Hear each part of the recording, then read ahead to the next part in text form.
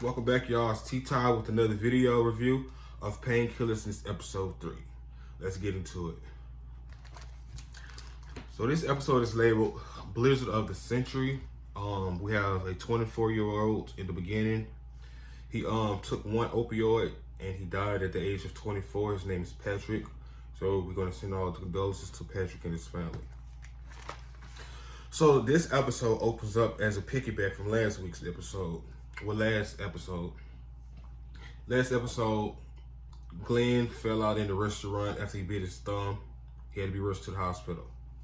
So at this point, we get a little backstory. What happened? He took maybe like 3 to 4 pills, and this was the 40 milligram prescriptions that he got from Dr. Hartman. And the nurse is basically saying, you know, you're abusing this drug just like the people in the waiting room. But the wife, Lil, she's like adamant, like, no, he's not a pill, abuser, basically. He's not an addict. But she's like, sure, he's not. So, being that Dr. Hartman approved him 40 milligrams, there's still a 1% chance of people becoming addicted. But I think it's way higher than that, being that the ER is filled with people with addictions, right? As we said last week, Richard Sackler and his whole staff was having trouble getting the FDA approval of Oxycontin because Curtis Wright, he's an actual scientist, so he's looking for the actual real results, right? So he's getting this pity party for himself, and as I said, his uncle Arthur is always popping in and out of his life, so he's having like hallucinations of it. He's panicking way more than Richard is. Richard is the actual person, and Arthur is saying, we got to fight this. You have to mice him. So mice is basically an acronym for money, ideology, coercion, and ego.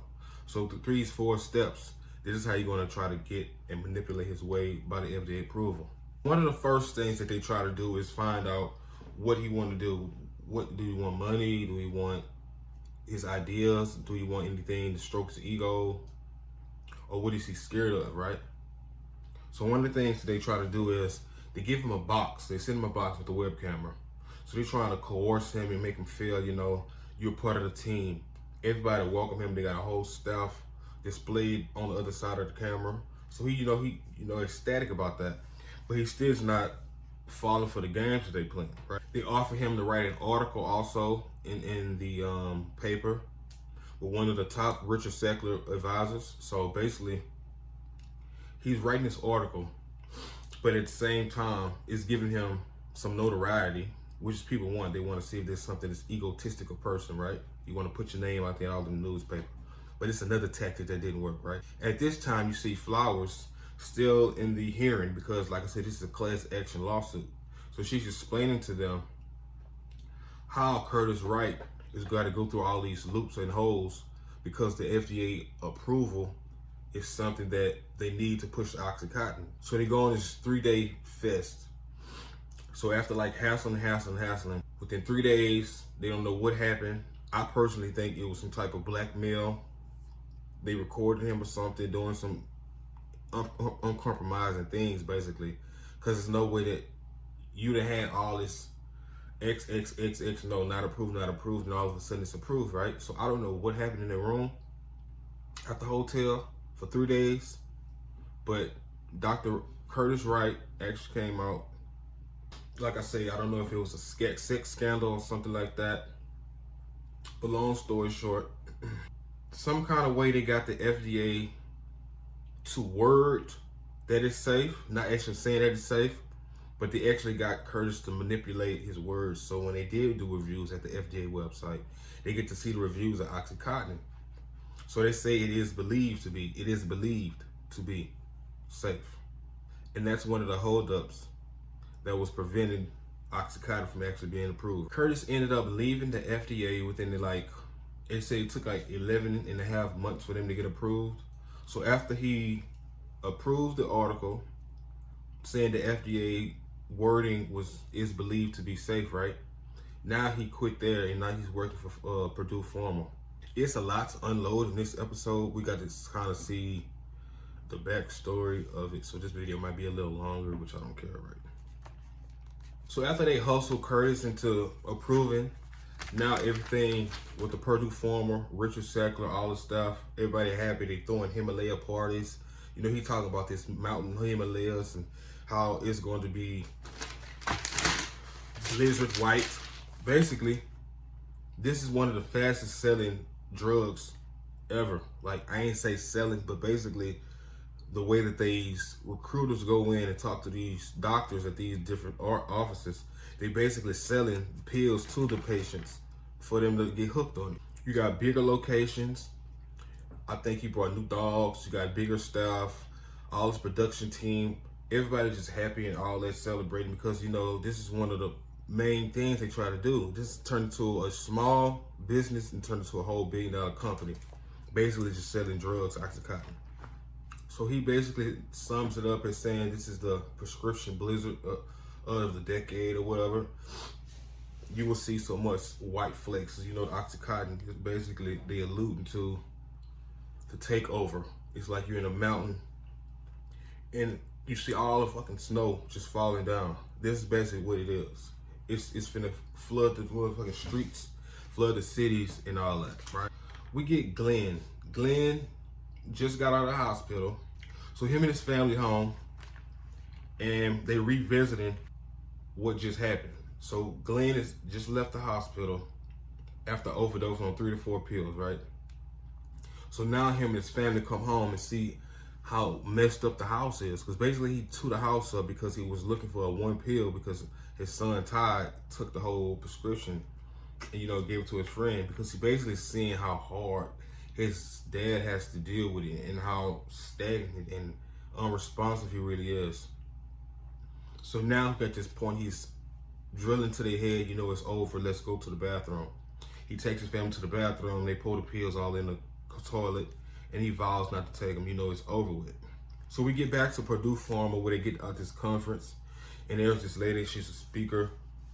She could pay like $5,500 each speech. And the way they did these conferences, they would rent out in the conference rooms where they would hold these meetings at. So her being paid $5,500 each speak, isn't she doing it for the money? She's not really doing it for the well-being of the patients.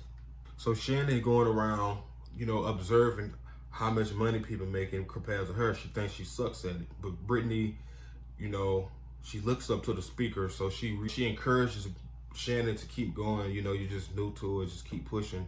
The higher the milligram dosage, the higher your pay. So that's basically they get paid to higher the dosage. Shannon goes, after this, I should say this powwow, she goes to one of the old doctor's offices, and they end up going to an hibachi restaurant.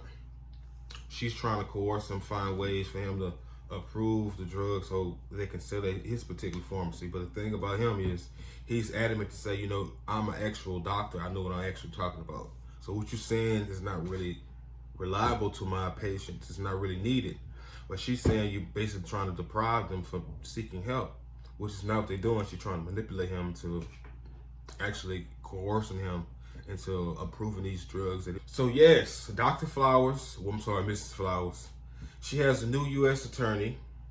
His name is John Brownlee. John Brownlee is one of those people where he come in new, whatever policy y'all think y'all had, I'm not doing it like that. I'm trying everything by the books.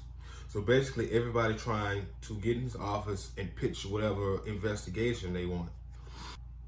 Edie Flowers, she basically tells him she's researching Oxycontin and it's going to be one of the high rise of drug addictions at this rate. So he asks her like, okay, what's your fun fact? She's like, I don't really have a fun fact. I don't have a fun fact, but all I know is when I was at a pharmacy, a guy jumped the counter and he tried to rob the pharmacy for this pills. And he asked, you know, did you call the police? She was like, no, that's not what I do. So he basically trying to tell her, if they don't care about this, you need to make it where they can care. Find your fun fact and come back to me, right? So this gives her ammunition to go back to the drawing board, because this is something that she's witnessed. She's seen the heartache. She's seen even the interaction with Shannon and Brittany in a parking lot. She's seen it firsthand how damaging it is to the community. Because I said she's been through this before. So now Flowers is at this thing. She's trying to build her case for the U.S. attorney. So she goes to the coroner's office. And the coroner's office is like, I think at the time she had 2 bodies. In one of the bodies, he had like 8 pills, 6 to 8 pills in his abdominal, his stomach, because they don't deteriorate, they don't break down, they just hold pills. So long story short, a guy came in and delivered some more bodies, and she said, "This is all the same. This, all these the same. All is the same result in Oxycontin."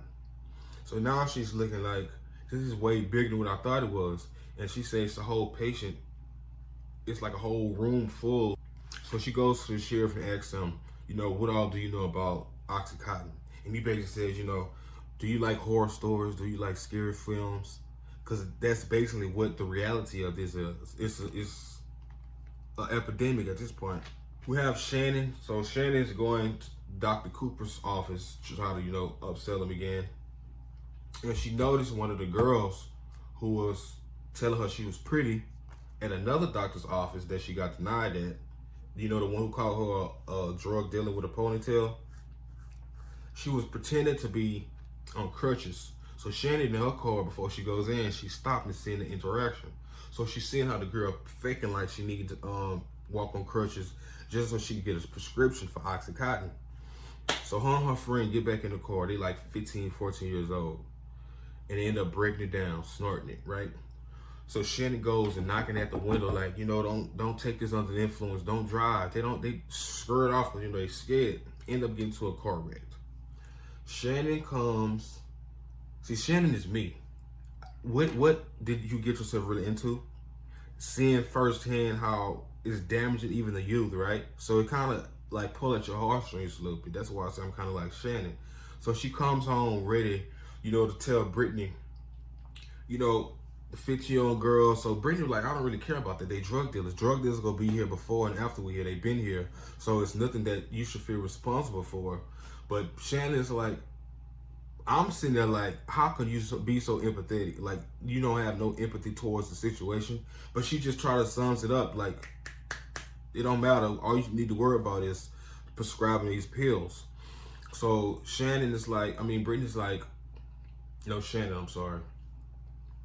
So Shannon's like, basically off this observation, I wrote that in my notes that some people who actually try to come and get it don't really need it.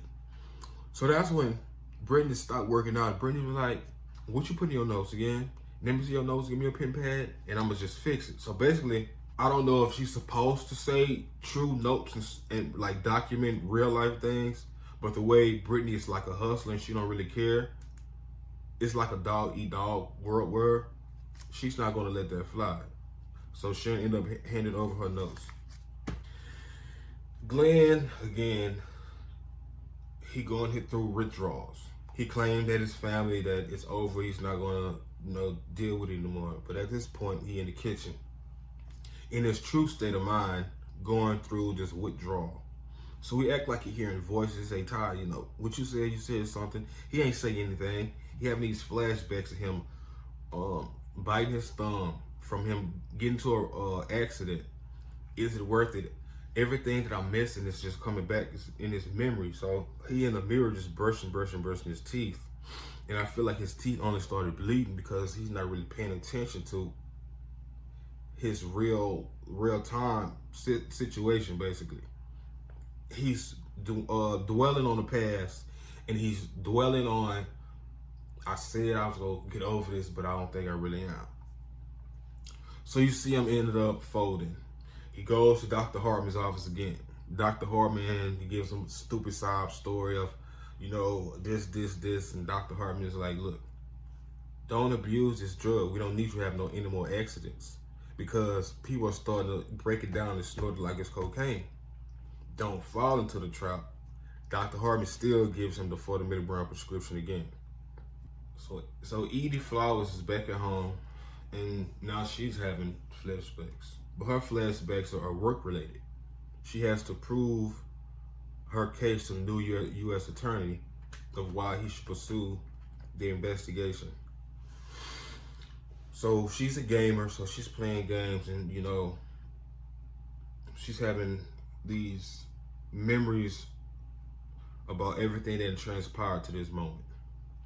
Even running with Shannon, the approval, the pill, the big stuffed animal that they trying to use to promote it, right? It's just propaganda tactics that she just reliving in her mind. So Shawn pops up in her mind also. Shawn is her brother from last week. We got introduced to Shawn from the first episode, I think. Shawn is her brother who is in jail. He's in jail because he sold crack cocaine. This is one of the backstories of more info. So we get to see more about her life.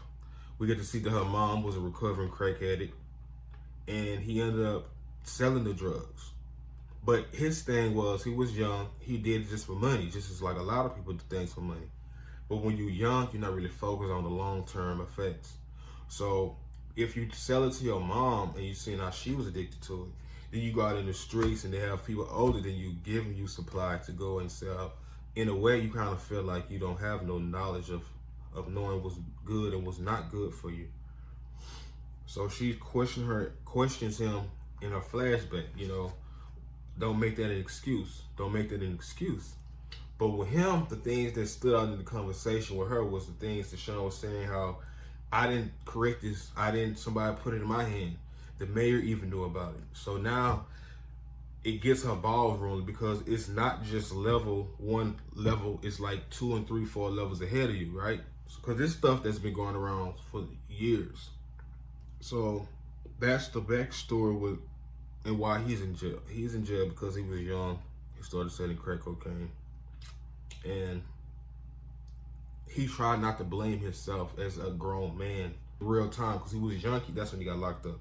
But as a real man, for him to evaluate his situation, he said it's not really his full responsibility. And soon, Edie will see that it's not just one person. It's a whole collaborative of people. But after gathering all this research and knowledge, she gets to work. She's in an apartment, a house, ready to go to the U.S. attorney. So she presents the U.S. attorney with information, letting him know basically this is potential to be an epidemic, because Purdue Pharma is still making billions and billions of dollars, but nobody's really finding the true numbers, comparing the notes, because like people like Brittany, they take out real life things and how it's affecting it. So you don't really know the effect that it's really causing. So she compared it to the crack epidemic. She compared it to the unemployment rates. She compared it to the overdoses, home break-ins, the disabilities, because when you do drugs, you have kids, some of them are disabled. Richard Conscience is speaking to him. He's like having guilt. Him and Arthur. It's really Arthur. Arthur is his uncle. So he's trying to drill into his head, you know, I don't like this. Is it really worth it? This is the legacy that Richard is doing on Arthur's hand. But Arthur is kind of somebody, the way the show making it seem like, it's like he has these things instilled in him already. So he's just reacting on what his uncle was just telling him. Because on the first episode, his brother, Arthur's brother, which is Richard's dad, he went and brought like Tiffany diamonds with all the money. So Arthur was like, you know, you wasting money. This is not what you do. And here's when he took his son, which is Richard, under his wing. So I don't know if Richard having these flashback of knowledge that his uncle gave him, but it's still flashing back. Edie Flowers is still talking to the U.S. attorney, and she providing so many facts to, you know, build her case. So one of the things that she pulls out is the inflection of all these things. And if she haven't seen this since the 1985 crack epidemic, which she lived through. So as I said, she trying to find who to charge, who to put all this persecution on. So Mr. Brownlee, the new U.S. attorney, he basically looking at the dog that she brought in, the stuffed animal that has 80 milligrams, right? It's promoting 80 milligrams of Oxycontin. It's just blue circle pill. And he looks, and it's, you know, Richard Sackler is who they should go after. He's approved this. That's who the person she is. That's who the person who they should be charged for it. Glenn is on the road, putting his dog's life in danger. I don't have to have dog endangerment, but he's just reckless. He's swerving out through the streets. And at this point, this is what Edie Flower was talking about. People abuse this drug, and it's finna become an epidemic. Anytime you have a working man, he don't really care about the well-being of himself, his family, because he's not really in the right state of mind. Only thing that he proud of is that he got his 40 milligrams approval after he flushed him down the toilet. So he's just living a real reckless life, lying to his wife, lying to his family. And just like last episode, drugs don't just hurt you, it hurts your family and everybody around you. It demantles it. It shadows the relationship. It shadows everything, bro. The man who called her a drug dealer with a ponytail, her name is Jess. That's his daughter's name. Jess was the girl who was in the car accident. Now, if you pay attention, you will see it's her mom. It looked like her mom actually took Jess' body out, because Jess is 14 years old. Her friend, I think her friend was still driving, and her mom, it looked like her mom took her and put her in the ground and just drove off, because she OD'd. She ended up ODing. And that's when the dad comes out. He calls his wife Mary, call the police. He's very upset. He's very emotional. How can they just drop the girl off like that? Like, that's somebody's daughter. How can somebody just drop her off like that? So the dad runs in, and in the episode, you get to see when Shannon actually is called. She was called by a lady named Debbie. Her name was Debbie. So Debbie calls Shannon and say, we would like to fly you out. And she feels scared, basically. So when she get there in the rain, that's when the episode ends. So I like this episode because we got to see a backstory we get to see the transformative of Shannon's character, because she kind of see, like, I don't really think this crap to it be, because first it started with the money, she's not getting paid, and then the fact that she saw the young girls abusing drugs. So we got to see the backstory of Edie and her brother Shawn and their mom. Everything makes sense. That was the one thing that kept her passionate about proving this case to the new U.S. attorney, which is Brownlee. So we got a new U.S. attorney, which is a new character. So she's kind of happy about him. I think I'm happy about it because she has somebody to actually support her, on this case. Not just Dr. Cole, because Dr. Cole don't really care. He just, like, he failed his examination. So now we get to see what happened next. So tune in. Thank you for watching this video. See you later.